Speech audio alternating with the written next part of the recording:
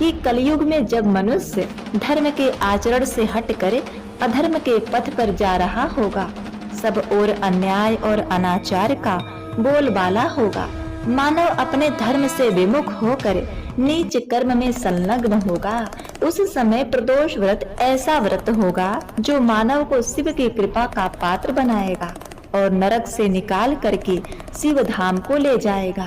प्रिय भक्तों, स्वयं नारद मुनि कहते हैं कि गरीबी से जूझ रहे भक्तों के लिए शुक्र प्रदोष व्रत कौस्तुभ मणि के समान है। प्रदोष व्रत वह अमूल्य रत्न है जो जीवन को धर्म, अर्थ, काम और मोक्ष चारों पुरुषार्थों से समृद्ध करता है। यही वो प्रदोष काल अर्थात संध्या का समय है जब देवों के देव महादेव अपने भक्तों के बीच प्रकट होते हैं और भक्तों के द्वारा किए गए छोटे से भी छोटे अनुष्ठान, पूजा पाठ, जप तप तथा कथा के श्रवण से अतिशय प्रसन्न होते हैं। तो आज शुक्र प्रदोष व्रत है और इसकी कथा का श्रवण करने से न केवल समस्त पापों का नाश होता है बल्कि पुण्य और मोक्ष की प्राप्ति होती है। तो आइए प्रिय भक्तगणों, आज शुक्र प्रदोष के इस पावन अवसर पर हम सभी भगवान शिव की इस दिव्य कथा का श्रवण करें और उनके आशीर्वाद से अपना जीवन सुखमय और मंगलमय बनाएं। प्रदोष व्रत की कथा से पहले आप सुनिए शिव पार्वती जी की शुभ फलदायी कथा।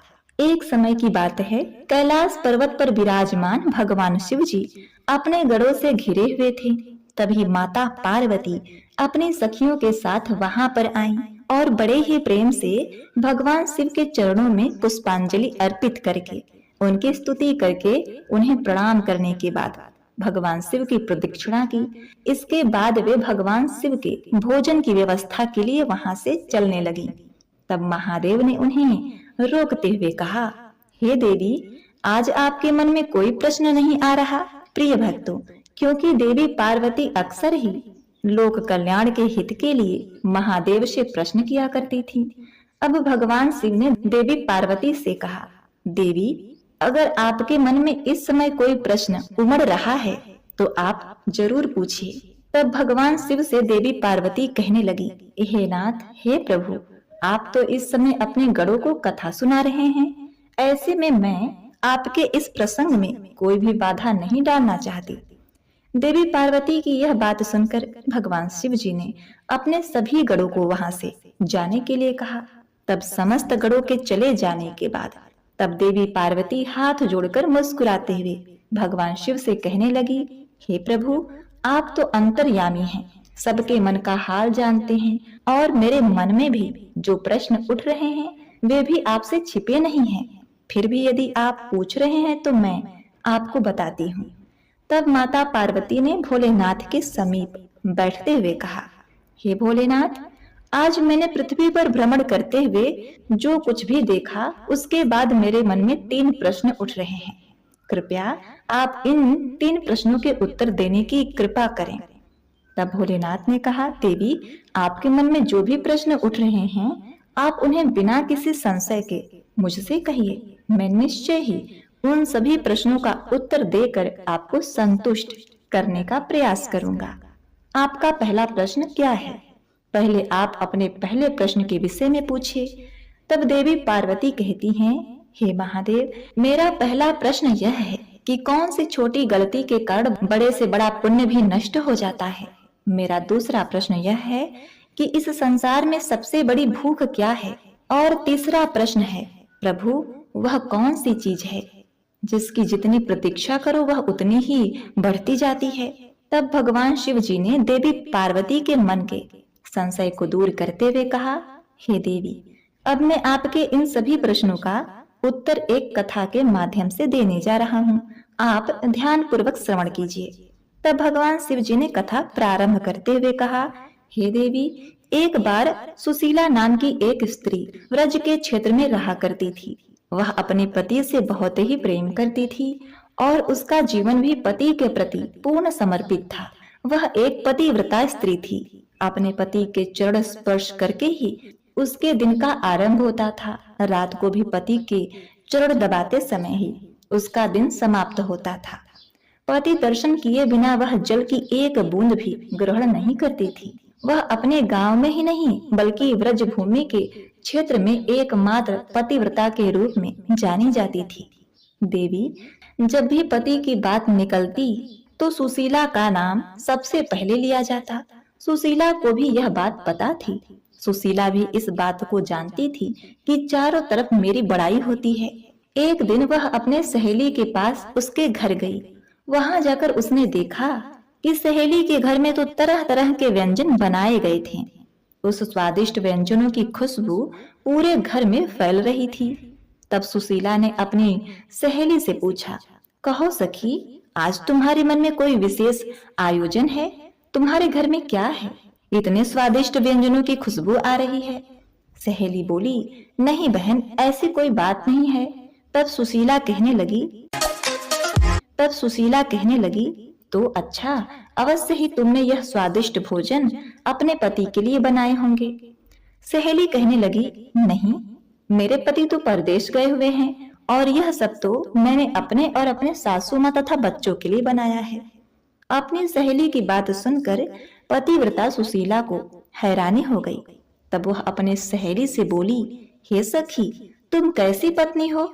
तुम्हारा पति इस समय परदेश गया हुआ है और तुम अपने पति की अनुपस्थिति में स्वादिष्ट भोजन कर रही हो। एक पतिव्रता स्त्री को तो पति के दर्शन किए बिना जल की बूंद तक ग्रहण नहीं करनी चाहिए। अब मुझे ही देख लो, मैं जब तक अपने पति का मुख नहीं देख लेती जल ग्रहण नहीं करती। सुशीला की बात सुनकर सहेली नाराज होकर बोली, हे सुशीले, यदि पति के ना होने पर मैं व्यंजन कर रही हूँ तो इसका अर्थ तो बिल्कुल नहीं होता कि मैं उससे प्रेम नहीं करती। मैं उसके सामने भी खुश रहती हूँ, इसी तरह खाती हूँ, पीती हूँ और उसके साथ रहती हूँ। उसके पीछे भी, उसके जाने के बाद भी व्यर्थ के ढकोसला मुझसे बिल्कुल नहीं होता। वह तो मुझे स्वस्थ और प्रसन्न देखना चाहते हैं और कहते हैं कि मैं तो उसके लिए ही कमा रहा हूँ ताकि वह भूखी ना रहे। हम दोनों पति पत्नी एक दूसरे से अत्यंत ही प्रेम करते हैं और उसे जताने के लिए हमें अन्न या फिर जल त्यागने की कोई भी आवश्यकता नहीं है। भगवान शिव देवी पार्वती से कहते हैं, हे देवी, इस प्रकार से सुशीला की सहेली ने जवाब दिया। अब सहेली का इस तरह से दो टूक उत्तर सुनकर सुशीला को बड़ा ही बुरा लगा और वह बिना कुछ कहे रुष्ट होकर बस इतना ही कहा कि हे सखी, तुम्हारे मन में जो भी आए तुम वह करो, मैं तो यहाँ से चलती हूँ। किंतु जाते जाते मैं यह कहूंगी कि एक पतिव्रता स्त्री का यह धर्म बिल्कुल नहीं है। शास्त्रों के अनुसार पतिव्रता स्त्री को पति का मुख देखे बिना या उसके खाए बिना अन्न जल ग्रहण नहीं करना चाहिए। ऐसा कहकर सुशीला अपने घर चली गई। घर आकर उसने यह सारी बात अपने पति को बताई और पूछा, हे पतिदेव, बताइए, क्या मैं गलत कह रही हूँ? पति सुशीला के अपने प्रति कर्तव्य परायणता और प्रेम से अभिभूत था। वह जानता था कि उसकी पत्नी उससे कितना प्रेम करती है, किंतु यह भी सोचता था कि पति के दर्शन किए बिना अन्न या जल ग्रहण करना बिल्कुल भी व्यवहारिक नहीं है। यदि पति 1 महीने के लिए कहीं चले जाए तो बिना अन्न जल के भला पत्नी जीवित कैसे रहेगी? अब सुशीला के पति को यह एहसास हुआ कि कहीं उसकी पत्नी का यह पतिव्रता धर्म एकमात्र ढकोसला तो नहीं, कहीं कोई ढोंग तो नहीं।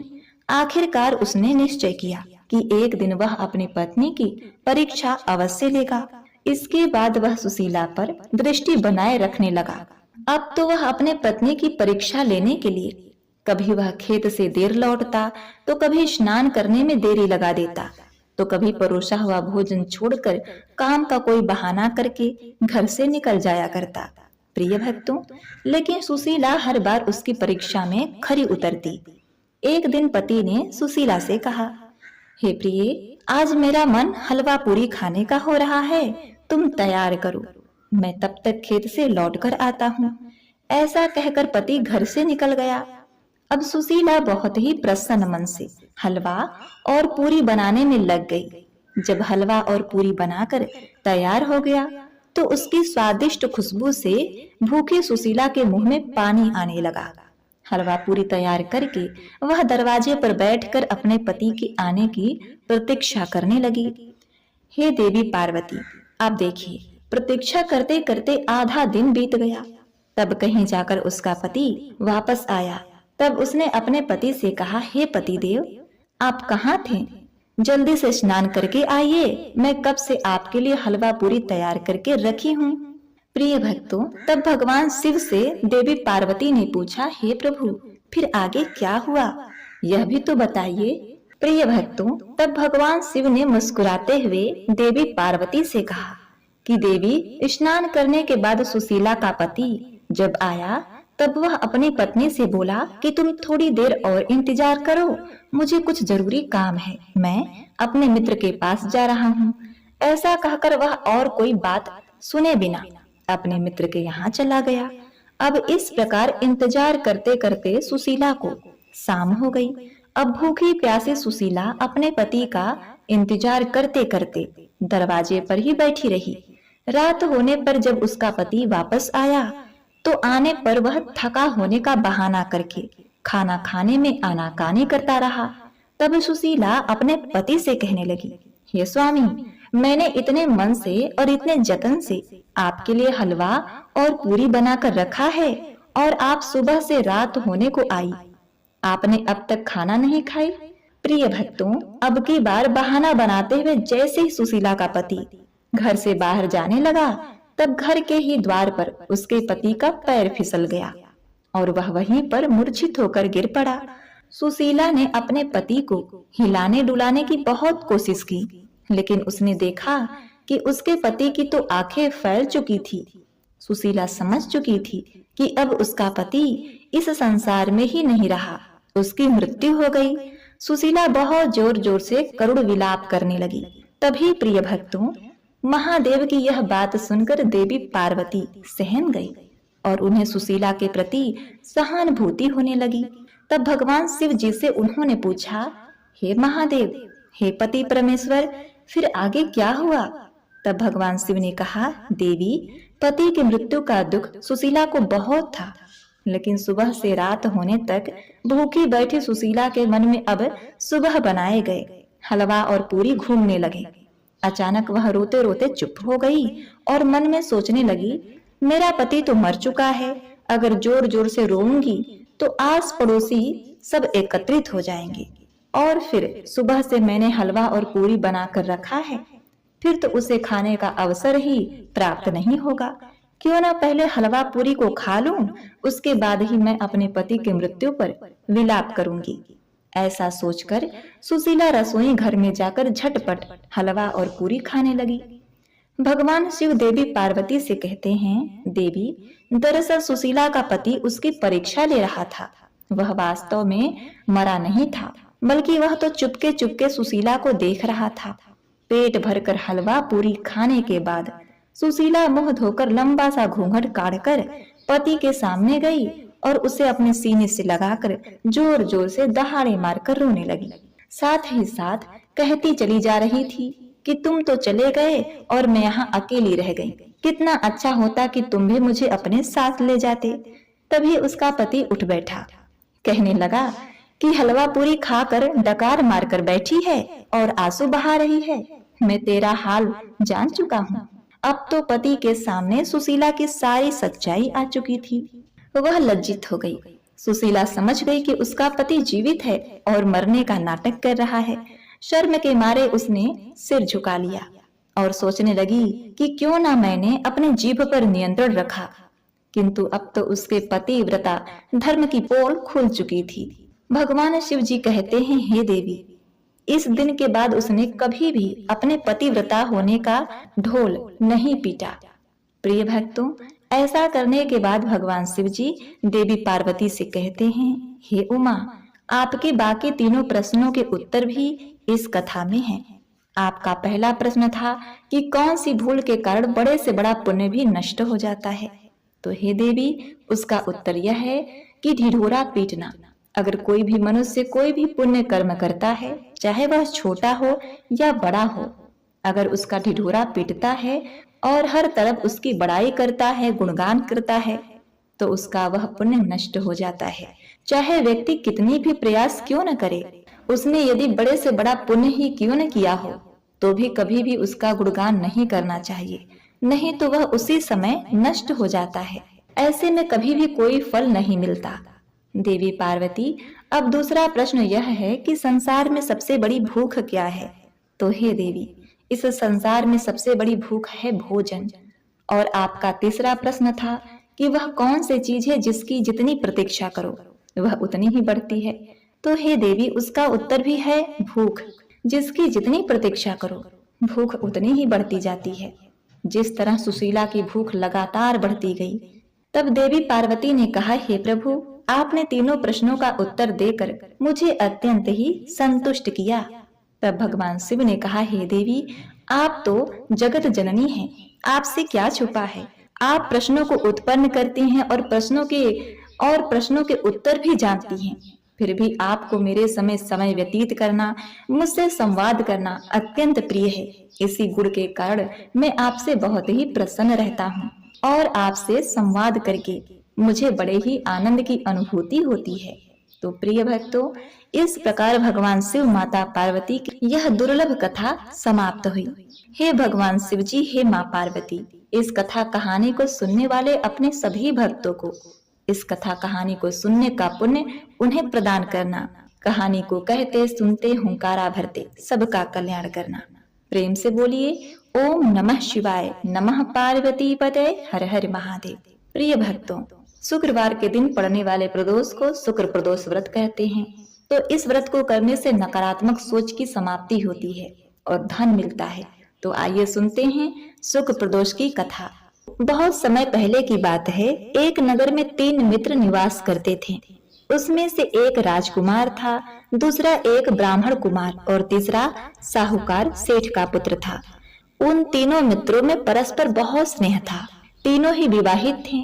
राजकुमार और ब्राह्मण कुमार दोनों की स्त्रियां उनके साथ रहती थी। परंतु साहूकार पुत्र का विवाह तो हो गया था, किंतु उसका गौना नहीं हुआ था, अर्थात उसकी स्त्री अपने मायके में ही रहती थी। एक दिन की बात है।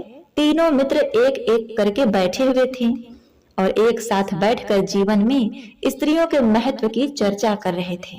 तभी ब्राह्मण पुत्र ने स्त्रियों की प्रशंसा करते हुए कहा कि हे मित्र, नारी के बिना घर भूतों का डेरा होता है। राजकुमार ने भी ब्राह्मण कुमार के विचार से सहमति दिखाई। यह देखकर उस साहूकार के पुत्र को लगा कि उसे भी अपनी स्त्री को अपने साथ ही रखना चाहिए। उसने शीघ्र अति शीघ्र अपने पत्नी को उसके मायके से लाने का निर्णय कर लिया। उसके माता पिता ने उसे बताया कि हे पुत्र, अभी हम बहू का गौना नहीं करा सकते, क्योंकि अभी शुक्र अस्त है। शास्त्रों के अनुसार जब शुक्र अस्त हो तब उस काल में बहू बेटियों को उनके घर से विदा कराकर लाना शुभ नहीं माना जाता। किंतु साहूकार का बेटा नहीं माना और स्वयं अपनी स्त्री को लाने के लिए ससुराल पहुंच गया। जब वो अपनी स्त्री को लाने ससुराल पहुंचा तो वहां उसकी सास और ससुर ने भी उसे समझाने का प्रयास किया कि जब शुक्र अस्त हो तब बेटी नहीं विदा की जाती। हे दामाद जी, आप अभी के लिए रहने दीजिए। किंतु वो नहीं माना और उसकी जिद के आगे उसके ससुराल वालों को झुकना पड़ा। बेटी के माता पिता को अपने पुत्री को उसके पति के साथ विदा करने के लिए विवश होना पड़ा। साहूकार का पुत्र जब अपनी स्त्री को लेकर चला तो उसे मार्ग में कई प्रकार की समस्याओं का सामना करना पड़ा। नगर से थोड़ी दूर आगे निकलते ही बैलगाड़ी का पहिया निकलकर कहीं दूर चला गया और बैल की टांग टूट गई और वो दोनों पति पत्नी नीचे गिर गए। उन दोनों को भी चोट लग गई। अपने आप को संभालते हुए वो दोनों पैदल आगे बढ़े तो मार्ग में उन्हें डाकुओं ने पकड़ लिया और जो भी उनके पास धन गहने इत्यादि थे वो सब लूट लिए। जैसे तैसे करके साहूकार का पुत्र अपनी स्त्री के साथ अपने घर के निकट पहुंचा तो वहां उसे एक विषैले सर्प ने डस लिया। साहूकार ने जब देखा तो उसने शीघ्रता से एक वैद्य को बुलाया। वैद्य ने जब उसका परीक्षण किया तो बताया कि सेठ जी, विष के प्रभाव से तो 3 दिनों के भीतर ही आपके पुत्र की मृत्यु हो जाएगी। इसका बचना संभव नहीं है। यह सुनकर साहूकार के घर में शोक की लहर दौड़ गई। उसकी पत्नी हाय हाय करके रोने लगी। उसकी माता छाती पीटकर जमीन पर लोट पोट के दहाड़े मारने लगी। साहूकार का तो मानो कलेजा ही धक से कर गया हो। पूरे घर में शोक का, मातम का लहर था। जब यह बात उस साहूकार के पुत्र के मित्रों को पता चली तो वो दोनों वहां आए। साहूकार से सारी बात जानकर उस ब्राह्मण कुमार ने कहा, हे सेठ जी, आप धैर्य रखिए। इस गलती को सुधारने और इसके प्रभाव को कम करने के लिए आप दोनों अपने पुत्र की रक्षा की कामना से शुक्र प्रदोष व्रत कीजिए। यह भगवान शिव जी का परम पुण्यदायक व्रत है और साथ ही अपने पुत्र और उसकी स्त्री के साथ उसके ससुराल भेज दीजिए। साहूकार ने अपने पुत्र के प्राणों की रक्षा के लिए ब्राह्मण कुमार के कथनानुसार सब कुछ किया। साहूकार ने अपने पुत्र को उसकी स्त्री के साथ ससुराल भेज दिया और स्वयं अपनी पत्नी के साथ अपने पुत्र की सुरक्षा के लिए विधि विधान से शुक्र प्रदोष का व्रत किया। उस व्रत के प्रभाव से भगवान भोलेनाथ अत्यंत ही प्रसन्न हुए। साहूकार का पुत्र पुनः स्वस्थ हो गया। भोलेनाथ की कृपा से उसकी पत्नी भी बड़ी ही प्रसन्न हुई। साहूकार के बेटे पर आया जीवन का संकट टल गया। जब शुक्र उदय हुआ तब साहूकार का बेटा अपनी पत्नी को लेकर पुनः अपने घर सकुशल लौट आया। शुक्र प्रदोष व्रत के प्रभाव से उसके सभी कष्ट दूर हो गए। तो प्रेम से बोलिए, नमः पार्वती पते हर हर महादेव। जय भोलेनाथ। हे भोलेनाथ, जिस प्रकार आपने साहूकार के पुत्र पर कृपा की, उसी प्रकार अपने सभी भक्तों पर कृपा करना। जो गलती साहूकार के पुत्र से हुई वो गलती किसी से भी ना हो और सबके घर में सुख शांति समृद्धि बनी रहे। प्रीति करो महादेव से, मत मांगो फल दाम। तज कर फल की कामना, करिए भक्ति निष्काम। बहुत समय पहले की बात है। एक नगर में एक बहुत बड़ा शिव मंदिर था। उस मंदिर के पास एक बहुत ही पुराना पीपल का पेड़ था, जिस पर एक गौरैया पक्षी का जोड़ा रहा करता था। उस मंदिर में प्रत्येक दिन सुबह शाम आरती होती, जिसे वे दोनों बड़े ध्यान से सुनते और शिव जी की भक्ति में लीन हो जाते थे। वह दोनों शिव भक्ति में इतना लीन रहते थे कि उन्हें अपने खाने पीने का कोई होश नहीं रहता था। उन दोनों पक्षियों का यह रोज का नियम था।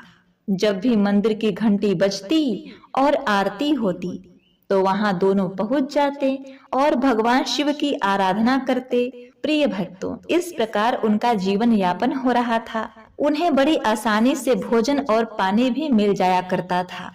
उसी मंदिर के बगल में एक बूढ़ी माँ का घर था। वह बूढ़ी माँ घर में अकेली रहती थी। उसकी कोई संतान नहीं थी, ना ही कोई रिश्तेदार था। इस प्रकार वह अपना जीवन अकेले ही व्यतीत कर रही थी। वह अपने छत पर पंछियों के लिए रोज दाना डालती और पानी भी रखती थी। उनका यह रोज का नियम था। वे दोनों पक्षी जो रोज उनकी छत पर आते और रखे हुए दाने को चुगते और पानी पीते, फिर उसमें से अपने बच्चों के लिए दाना ले जाते। प्रिय भक्तगणों, उस बूढ़ी माँ के कारण उन पक्षियों का जीवन भी आराम से व्यतीत हो रहा था। एक दिन की बात है, वह बूढ़ी माँ बीमार हो गई और बिस्तर पर पड़ जाती हैं। उनकी सेवा करने वाला कोई भी नहीं था। वह अब छत पर दाना पानी भी नहीं डाल पा रही थी। बेचारी बूढ़ी माँ को चलने तक की शक्ति नहीं रह गई। अपने बिस्तर पर पड़ी रहती। कोई एक गिलास पानी देने वाला भी नहीं था। कोई अन्न पानी पूछने वाला नहीं, कोई दवा देने वाला नहीं। अब देखिए, वे पक्षी जब छत पर आते हैं तो देखते हैं कि छत पर दाना पानी नहीं है। उन्हें लगा कि बूढ़ी माँ कहीं गई हैं। इसी तरह 2 दिन, 3 दिन, 4 दिन बीत जाते हैं। बूढ़ी माँ कमजोर होती जाती हैं और एक दिन उनकी मृत्यु हो जाती है।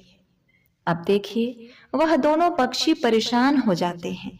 जब दोनों पक्षी देखते हैं कि बूढ़ी माँ का कुछ पता नहीं चल रहा है, तो वे दोनों परेशान हो जाते हैं और अपने उस प्यारी सी बूढ़ी माँ को पूरे नगर में ढूंढने लगते हैं। पर पूरे नगर में उन्हें कहीं भी उस बूढ़ी माँ का पता नहीं चलता है।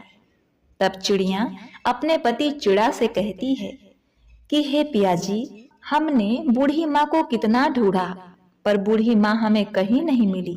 अब हम क्या करें? तब चिड़िया का पति कहता है, जगह ढूंढा पर हमने उन्हें उनके घर में नहीं देखा।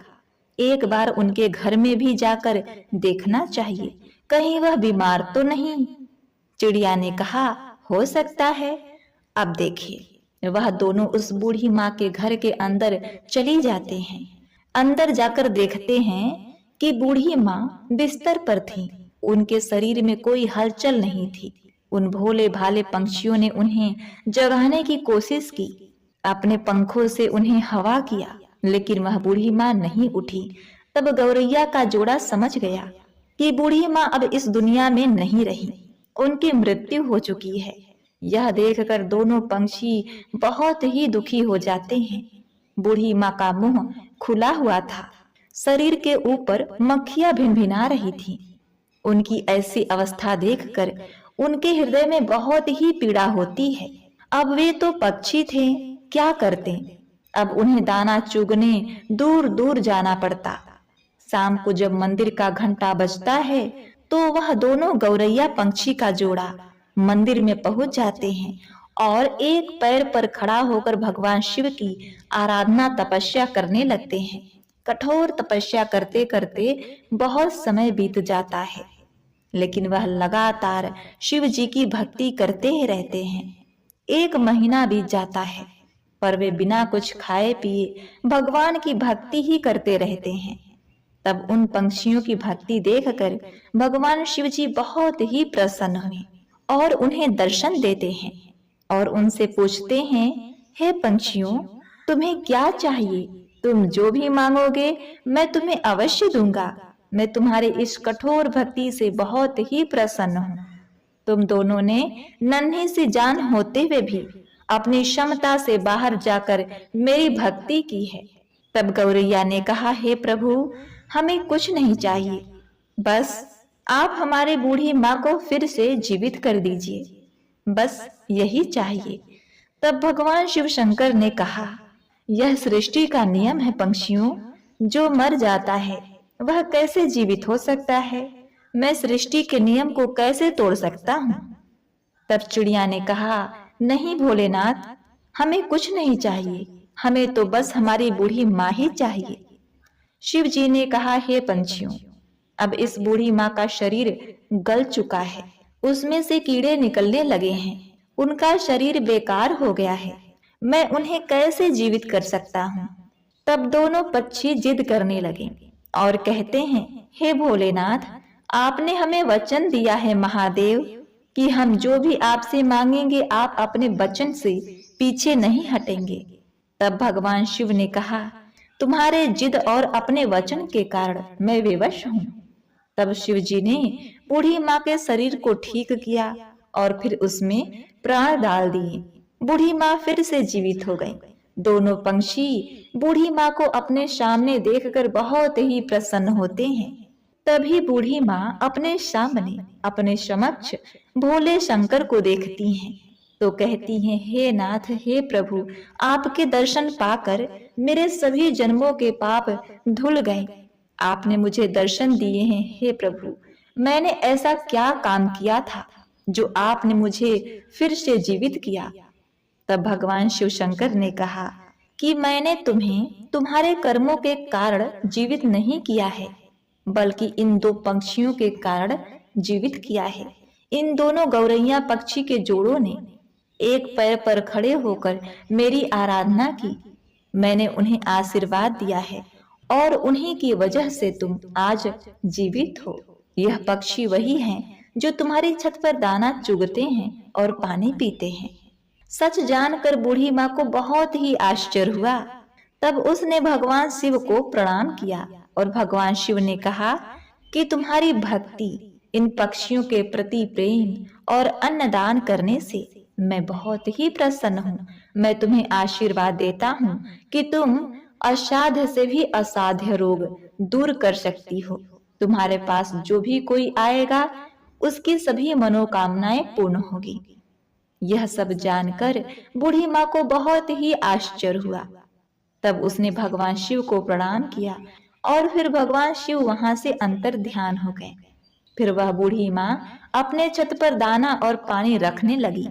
वह पंछी का जोड़ा वहां आता और दाना चुगता, पानी पीता और अपने बच्चों के साथ प्रसन्नचित्त रहने लगे। प्रिय भक्तों, उस बूढ़ी माँ ने उन पंछियों के जोड़ों से कहा, तुम दोनों ने मुझे जीवन दान दिया है, भगवान शिव की आराधना की है, अपने लिए कुछ ना मांग कर मेरे लिए मांगा है। मैं चाहती हूँ कि तुम मेरे घर में ही मेरे आंखों के सामने रहो। यह सुनकर दोनों पक्षी उस बूढ़ी माँ की बात मान लेते हैं और उनके घर आकर घोंसला बनाकर रहने लगते हैं। इसी तरह दिन बीतने लगे।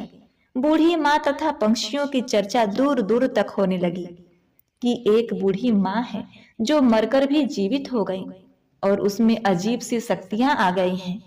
जब ढेर सारे लोग अपने दुख और परेशानी को लेकर उस बूढ़ी माँ के पास जाने लगे, यह देखकर बूढ़ी माँ सबसे पहले भगवान शिव की आराधना करने को कहती हैं, फिर उसके पश्चात भगवान शिव की विभूति देती हैं और उन्हें आशीर्वाद देकर वहां से विदा करती हैं। तब वह लोग भी भगवान शिव की पूजा पाठ करने लगे। धीरे धीरे उनके दुख दूर होने लगे। इस प्रकार धीरे धीरे बहुत समय बीत जाते हैं और बूढ़ी माँ एक दिन अपने उसी स्थान पर जब बहुत ही वृद्ध अवस्था में आ जाती हैं, तब जीवित समाधि ले लेती हैं और फिर उस स्थान पर भव्य मंदिर बनवाया जाता है। आज भी यह मंदिर गुजरात में स्थित है और इस मंदिर को चिड़िया वाली बूढ़ी माँ के नाम से जाना जाता है। उस मंदिर में आज भी गौरैया पक्षी का जोड़ा हमेशा देखने को मिलता है और इस तरह सबका कल्याण होता है। तो एक बार प्रेम से बोलिए, नमः पार्वती पते हर हर महादेव। प्रिय भक्तों, आइए अब श्रवण करते हैं भगवान शिव जी की आरती। ओम जय शिव ओंकारा, स्वामी जय शिव ओंकारा, स्वामी जय शिव ओंकारा, ब्रह्मा विष्णु सदा शिव अर्धांगी धारा। ओम जय शिव ओंकारा, स्वामी जय शिव ओंकारा, एकानन चतुरानन पंचानन राजे, हंसानन गरुड़ासन वृषवाहन साजे। ओम जय शिव ओंकारा, स्वामी जय शिव ओंकारा, ओम जय शिव ओंकारा। दो भुज चार चतुर्भुज दस भुज अति सोहे, निर्गुण रूप निरखते त्रिभुवन जन मोहे। ओम जय शिव ओंकारा, अक्षय माला वन माला मुंड माला धारी, त्रिपुरारी कंशारी करमाला धारी। ओम जय शिव ओंकारा, ओम जय शिव ओंकारा, स्वामी ओम जय शिव ओंकारा। श्वेतांबर पीतांबर बाघंबर अंगे, सनकादिक गरुड़ादिक भूतादिक संगे। ओम जय शिव ओंकारा, ओम जय शिव ओंकारा, स्वामी जय शिव ओंकारा। करके मधक मंडलु चक त्रिशूलधारी, सुखकारी दुखहारी जगपालनकारी। ओम जय शिव ओंकारा, ब्रह्मा विष्णु सदा शिव जानत अविवेका, मधु कटभ दो मारे सुर भयहि न करे। ओम जय शिव ओंकारा, ओम जय शिव ओंकारा, स्वामी जय शिव ओंकारा। लक्ष्मी व सावित्री पार्वती शंगा, पार्वती अर्धांगी शिव लहरी गंगा। ओम जय शिव ओंकारा, पर्वत सोहे पार्वती शंकर कैलाशा, भांग धतूरा का भोजन भस्मी में वाशा। ओम जय शिव ओंकारा, जटा में गंग बहत है गल मुंडन माला, शेष नाग लिपटावत ओढ़त मृगछाला। ओम जय शिव ओंकारा, काशी में विराजे विश्वनाथ नंदी ब्रह्मचारी, नित उठत दर्शन पावत महिमा अति भारी।